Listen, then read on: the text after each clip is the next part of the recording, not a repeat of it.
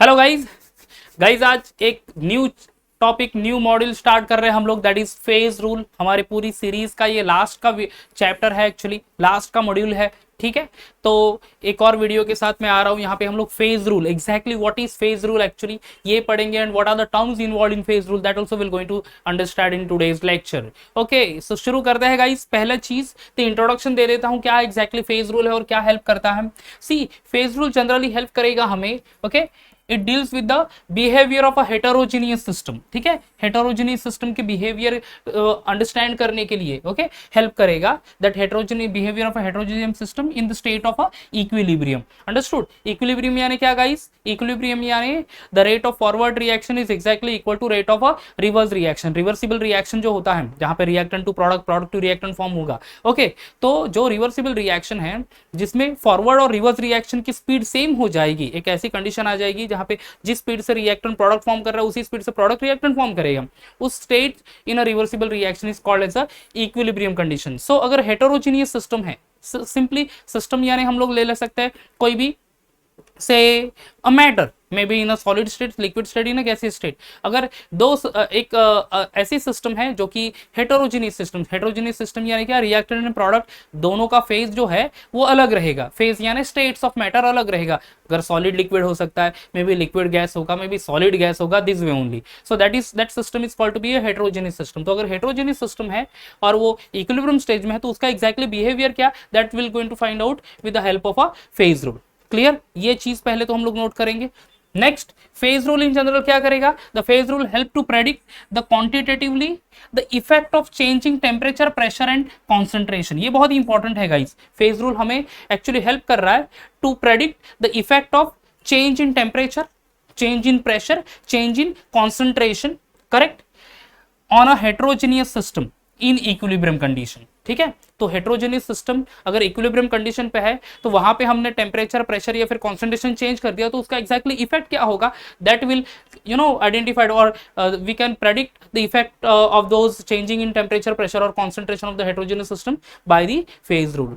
तीसरा जो important point है, that is this heterogeneous system containing two और more phases at the equilibrium condition, ठीक है, is studied with the help of a generalization, and that is called to be the phase rule only. Whatever the number of phases are there, correct, solid होगा, gas होगा, liquid होगा, gas होगा, solid and liquid हो सकता है शायद। तो ये जो डिफरेंस ऑफ फेजेस है, okay, so that will be identified with the help of a this one phase rule only, और वो भी मोर इंपॉर्टेंटली हेटेरोजीनियस सिस्टम में गाइस। ठीक है, किसमें है? हेटेरोजीनियस सिस्टम में है। अंडरस्टूड? सो ये बहुत इंपॉर्टेंट पॉइंट है कि होमोजीनियस सिस्टम नहीं, हेटेरोजीनियस सिस्टम में एक्जैक्टली वो पर्टिकुलर सिस्टम का क्या फेजेस है, that we can find out with the help of a phase rule. तो शुरू करते हैं main important point, that is phase rule. क्या है exactly phase rule? So this is overall the statement of a phase rule. चलो समझ लेते हैं इसका एक्जैक्टली क्या है, what is F, what is C, what is P, सब कुछ समझेंगे आज की इस वीडियो में ओनली। ठीक है, चलो सो शुरू करते हैं। Phase rule, gives phase rule. C, gives phase rule says that, states that provided equilibrium, ठीक है, provided equilibrium yeah, provided equilibrium between any number of phases, equilibrium between any number of phases, ठीक है, any number of phases, phase कितने भी हो सकते हैं, solid हो सकता है, लिक्विड हो सकता है, गैस हो सकता है, तीनों फेज या फिर तीनों में से कोई भी पर्टिकुलर दो फेज हो सकता है। तो provided equilibrium, okay, between any number of phases, equilibrium अगर है between any number of phases, is not influenced bye, ठीक है, ये समझ लेना, is not influenced by gravitational force, electric force और द मैग्नेटिक फोर्स, और not bye the surface action. ठीक है, जो भी इक्विलिब्रियम है between the number of phases, वो इन्फ्लुएंस नहीं होता किससे? ना तो वो इन्फ्लुएंस होता है ग्रेविटेशनल फोर्स से, ना तो इलेक्ट्रिकल फोर्स से, ना तो मैग्नेटिक फोर्स से, ना ही वो इन्फ्लुएंस होता है by the surface action, but only by, किससे इन्फ्लुएंस हो रहा है? Temperature, pressure and the concentration. ठीक है, whatever the equilibrium is there in the heterogeneous system, that is not influenced by electric, magnetic or gravitational force or by the surface action, but that is influenced by the changing temperature, pressure or the concentration. Then the number of a degree of a freedom, that is denoted by F actually, okay, so number of a degree of freedom of the system is related to, किससे relate करता है, number of component that is C and phases. Okay, whatever अगर heterogeneous system है और वो equilibrium में है, correct, वो इन्फ्लुएंस नहीं हो रहा है बाय इलेक्ट्रिक, मैग्नेटिक और ग्रेविटेशनल फोर्स और may be by the surface action only and by only temperature, pressure and the concentration से इन्फ्लुएंस हो रहा है, then the number of degree of freedom, will going to understand the meaning of freedom also guys in the next topic. So the number of a degree of freedom of the system that is related to number of component C and the phase rule, ठीक है, freedom, degree of freedom is related with the number of component and the phases, and that is related with the equation. That equation is F is equal to C minus P plus 2, where F stand for the degree of freedom, C यानी component, P यानी phase, understood? So this is all about the phase rule, ठीक है। क्या है phase rule का statement, अगर कोई equilibrium condition में है between the number of phases, ठीक है, that is not influenced by gravitational, electric और मैग्नेटिक फोर्स और by the surface action, but only by the temperature, pressure and concentration, then the number of degree of freedom of that particular system, okay, is related to number of component, related to what, number of component, that is C, and the phases of the system, that is P, by the phase rule equation F is equal to C minus P plus 2. So this is our phase rule, ठीक है। अब यहाँ पे शायद थोड़ा सा मुश्किल होगा कि what is degree of freedom, what is this component, what is this phase, so that also will understand in the next topic, but this is overall the statement of a phase rule. Okay, आपको 2 mark के लिए question आ गया तो statement लिखना है, equation लिखना है, you will be getting 2 marks over that, correct. अब चलो जाते हैं, what is degree of freedom, what is number of component, what is phase rule, this one phase या फिर P, that will going to understand over here. चलो, first term involve in the phase rule. Okay, देखो phase rule में क्या term involve हो रहा है, एक तो इन्वॉल्व हो रहा है डिग्री ऑफ फ्रीडम, एक तो इन्वॉल्व हो रहा है what is component named phases. So चलो पढ़ लेते हैं वो।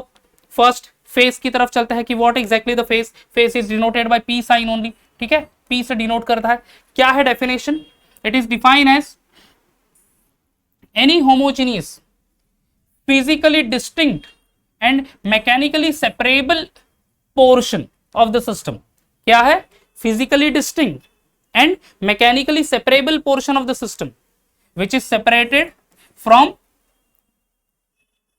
other part of the system by definite boundary surface, that is called to be a phase, बराबर है।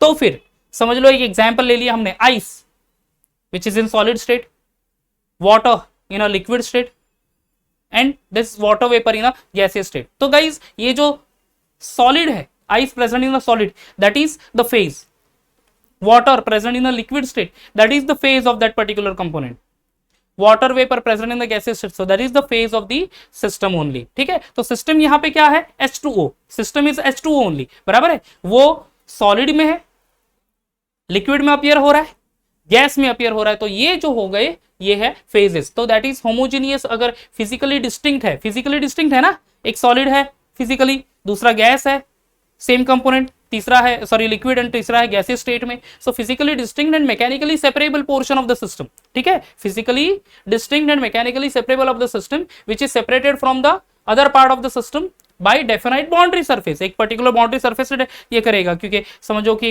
वाटर को हमने रख दिया बीकर में, लिक्विड है, उसमें आइस क्यूब डाल दिए, वहां से वेपर भी निकलेगा समझो कि, ठीक है। तो जो वेपर, लिक्विड एंड आइस सारे बाउंड्री सरफेस से एक दूसरे से सेपरेटेड है, ओके, और वो एक पर्टिकुलरली बाउंड्री सरफेस से सेपरेट होने की वजह से ओके फिजिकली डिस्टिंक्ट है, मैकेनिकली भी सेपरेटेड है, सो वो हो जाएगा फेज। चलो आगे बढ़ते हैं, next that is component. Okay, let's see what is component is.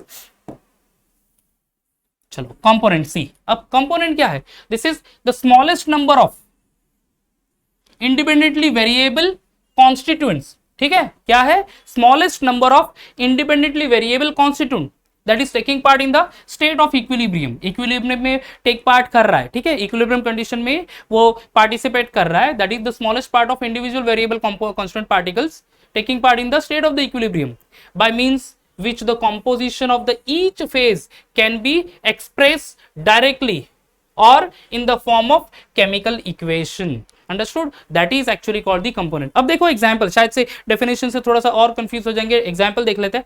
हमने एग्जांपल लिया वाटर का, ice, water ice in a solid state, water in a liquid state, water in a vapour phase. तो ये हो गया हमारा फेज, ये तो हो गया हमारा फेज, राइट। अब देखो कंपोनेंट क्या है, आइस में क्या होता है H2O, तो दैट इज अ कंपोनेंट।